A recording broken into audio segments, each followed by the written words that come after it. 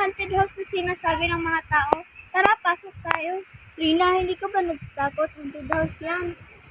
Baka may multo. Kung uwi naman ninyo, ako na lang papasok.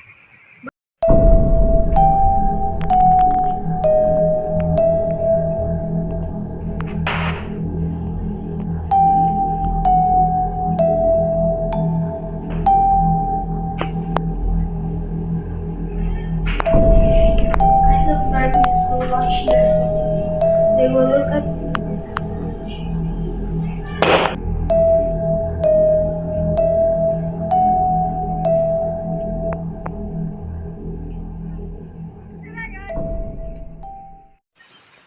Oh, nandito ka na pala. Sana makikita mo.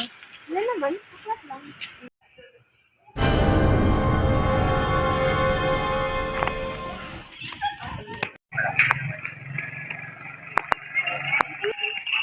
Di, may nakita kong white lady sa harap ng bahay namin.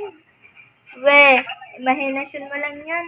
Ito nga, sinabi ko. I'm not lying. Tara, samahan kita sa bahay niyo. Salamat, Di.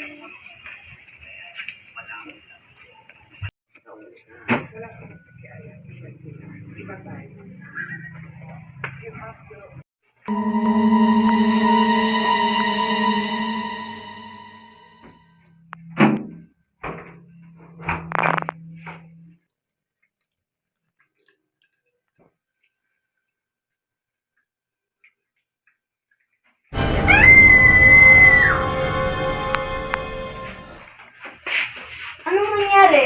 Tina, tama nga yung sinabi mo. May nakita kong multo sa salamin.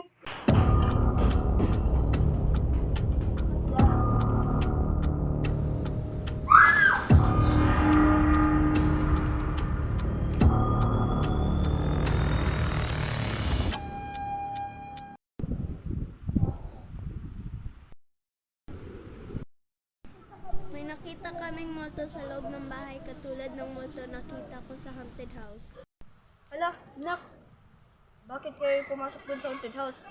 Alam mo ba na may nagpakimatay dun na bata kasi inabuso siya ng mga magulang niya? Kausapin na lang natin si Padre Jimenez. Mag-alay tayo ng dasal para sa kaluluwa ng bata. Panginoon, nandito kami ngayon para bendisyonan ito na bahay para palayain ang kaluluwa ni Charlotte. Sa ngalan sa Ama, sa Anak, sa Espiritu Santo. Amen.